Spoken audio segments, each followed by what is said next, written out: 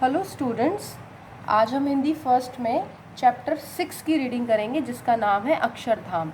अक्षरधाम एक मंदिर है जिसकी सुंदरता के विषय में इस चैप्टर में बताया गया है। हमें इस चैप्टर में ये भी बताया गया है कि ये कब बना, इसकी क्या विशेषताएं हैं, ये सारा हमें इस चैप्टर में बताया गया। तो चलिए हम इसकी रीडिंग करना स्टार्ट करते हैं और देखते हैं कि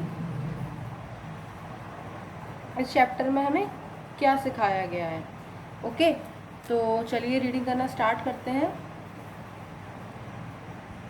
दिल्ली भारत देश की राजधानी है।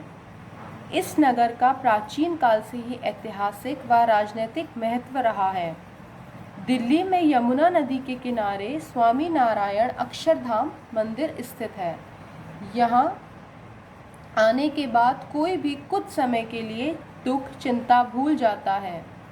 क्या आप जानते हैं कि इस विशाल कला के अद्भुत नमूने को तैयार होने के लिए पूरे 5 वर्ष का समय लगा है। मतलब ये मंदिर कैसे बना, पूरे 5 साल लग गए इस मंदिर को बनने में। यहाँ 7,000 कर्मियों ने दिन रात काम किया है। देखिए, यहाँ 7,000 कर्मियों ने दिन रात काम किया और 100 एकड़ भूमि पर बने मंदिर पर लगभग 200 करोड़ रुपए खर्च हुए। कितने रुपए खर्च हुए? 200। इसके कोने कोने को वास्तु के अनुसार तैयार किया गया है, अर्थात इसका सब चीज़ें जो है वास्तुशास्त्र के अनुसार बनी हुई हैं। फिर देखिए आगे क्या है। अक्षरधाम मंदिर के मुख्य भवन के निर्माण में स्टील का प्रयोग बिल्कुल नहीं हुआ है। इसका निर्माण पूर्ण रूप से पिंक सैंडस्टोन, ये एक पत्थर होता है, और सफ़ेद मार्बल से किया गया है। गुलाबी पत्थर भक्ति का प्रतीक है और सफ़ेद मार्बल शांति का। तो ये किससे बना है? पिंक स्टोन पत्थर से और वाइट मार्बल से बना है। पिंक किसका प्रतीक होता है? शांति, भक्ति का, और वाइट किसका होता है? शांति का। भारतीय कला, विज्ञान एवं साहित्य दर्शन का यह अद्वितीय केंद्र है। रात की रोशनी में अक्षरधाम परिसर की आभा अतुलनीय हो जाती है। अतुलनीय का अर्थात जिसकी हम तुलना किसी के साथ नहीं कर सकते, इतना खूबसूरत हो जाता है। मंदिर में प्रवेश 2 मयूर द्वारों से होता है। मंदिर में प्रवेश निःशुल्क है, अर्थात कोई भी आपको एंट्री फीस वहाँ नहीं देनी होती है। लेकिन सांस्कृतिक विहार, प्रियदर्शनी, संगीतमय फव्वारों एवं चलचित्र आदि के लिए टिकट लगता है। मतलब ये सारी चीज़ें देखने के लिए आपको टिकट लेना पड़ेगा। स्कूल के छात्रों व वृद्धों के लिए कुछ रियायत दी जाती है। इसके अतिरिक्त किसी संस्था के माध्यम से आए हुए शारीरिक व मानसिक रूप से विकलांग बच्चों के लिए सभी कुछ निःशुल्क होता है। अर्थात जो बच्चे थोड़े मानसिक रूप से विकृत होते हैं, शारीरिक रूप से अपंग होते हैं, उनके लिए यहाँ पर क्या है? निःशुल्क है। वो लोग बिना टिकट लिए देख सकते हैं। अक्षरधाम मंदिर सुबह 9 बजे से शाम 6 बजे तक ही खुला रहता है, लेकिन सोमवार को बंद रहता है। सोमवार के दिन क्या रहता है? बंद रहता है। अक्षरधाम के मुख्य स्मारक के चारों ओर विशाल परिक्रमा मार्ग है। मुख्य स्मारक में स्वामी नारायण अक्षरधाम के प्रणेता वाचोसणस्वंशी श्री अक्षर पुरुषोत्तम स्वामी नारायण संस्था के जनक की पंचधातु की प्रतिमा व अन्य देवी देवताओं की मनमोहक प्रतिमाएं लगी हुई हैं। यह स्थान बड़े बड़े विशाल कला चित्रों यानी पेंटिंग से सजा हुआ है। हमारे पौराणिक ग्रंथों में हाथी को विशेष सम्मान व स्थान प्राप्त है। मतलब हमारे यहाँ हाथी की विशेष महत्व है। इसी आधार पर अक्षरधाम मंदिर 2 विशालकाय हाथियों की पीठ पर टिका है। ये बहुत इंपॉर्टेंट बात है कि अक्षरधाम मंदिर किस पर टिका हुआ है? 2 विशाल हाथियों की पीठ पर।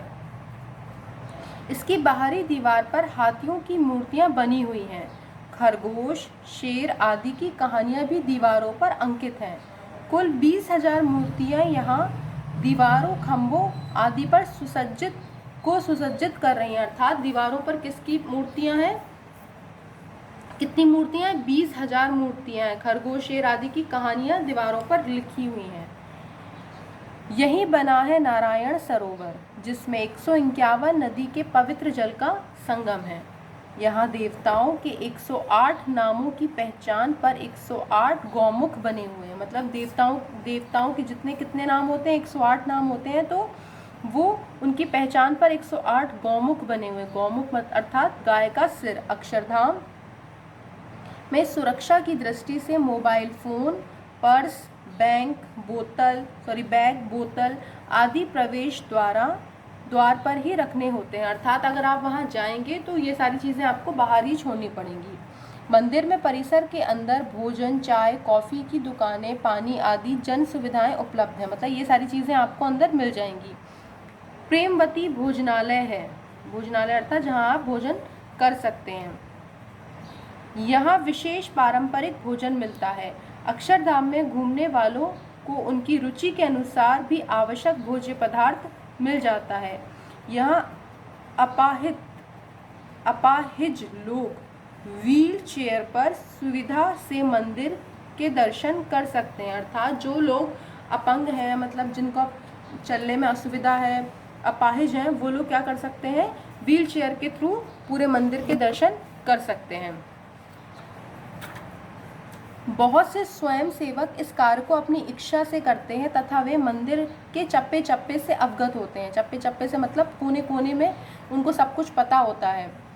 इससे उनकी निस्वार्थ सेवा और राष्ट्रभक्ति प्रतिबिंबित होती है। अर्थात कहने का ये है, जो लोग वहाँ कार्यरत होते हैं, जो वहाँ के वॉलंटियर्स होते हैं, वो क्या करते हैं, वहाँ उनको सब कोने कोने के बारे में पता होता है कि कहाँ क्या है। तो वो लोग, जो लोग अपाहिज होते हैं, व्हील चेयर पर होते हैं, उनके साथ उन व्हील चेयर पर बैठा के उन्हें पूरा मंदिर घुमाते हैं और उनको सारी चीज़ें बताते हैं। इससे क्या पता चलता है, इससे ये पता चलता है कि वो हमारे निस्वार्थ सेवा के लिए बने हुए हैं और राष्ट्रभक्ति के लिए बने हुए हैं। आगे देखिए, यहाँ 3 भव्य प्रियदर्शनी खंड है जिसमें भारतीय संस्कृति की झलक देखने को मिलती है।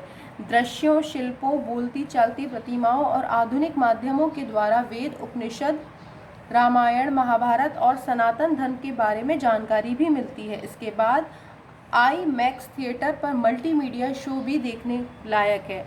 शाम को विशेष संगीतमय फव्वारों का शो होता है। यहाँ है 300 फुट गहरा यज्ञ पुरुष खंड। इसके अंदर ब्रह्मा, विष्णु, महेश, जो कि क्रमशः उत्पत्ति, पालन व विनाश के प्रतीक हैं, उनके कार्यों को विशेष शो के माध्यम से वेद मंत्रों व शास्त्रीय संगीत वाद्य यंत्रों पर थिरकते अद्भुतमय संगीत व रंगीन फव्वारों के द्वारा दिखाया जाता है। ठीक है। यहाँ के बगीचों में अनेक अमूल्य पौधे लगे हुए हैं जो कि बॉटनी के विद्यार्थियों के शोध के लिए बड़े उपयोगी हैं। बगीचे के पास कमल में आकर एक सरोवर है जिसके चारों ओर कई झरोखे हैं जिसमें से अक्षरधाम की अलग अलग छवियों को देखा जा सकता है। यहाँ भारत उपवन नामक एक बगीचा है जिसमें देशभक्त क्रांतिकारी देश की महान विभूतियों की प्रतिमाएं देखकर आगंतुक प्रेरणा पाते हैं। यह सब कुछ देखकर पता लगता है कि भारत का अतीत कितना गौरवशाली और भव्य था। अंतर्दृष्टि देखते हैं हम लोग। अपनी गौरवशाली संस्कृति को जानने के लिए सदैव उत्सुक रहना चाहिए। इसके लिए पर्यटन बहुत अच्छा माध्यम है, उसे अपनाएं। अर्थात अगर हमें अपने भारत के इतिहास के बारे में जानना है, पर्यटक स्थलों के बारे में जानना है, ट्रेडिशनल चीज़ों के बारे में जानना है, तो सबसे अच्छा साधन क्या है कि हम वहाँ जाकर घूमें। जितना हम घूमेंगे, जितना हम जानेंगे उस चीज़ के बारे में, उतना ही हमारे ज्ञान की वृद्धि होगी। तो अर्थात ये चैप्टर हमें ये बताता है कि अक्षरधाम कितना सुंदर मंदिर है। हमें जीवन में एक बार इसको घूमने के लिए ज़रूर जाना चाहिए।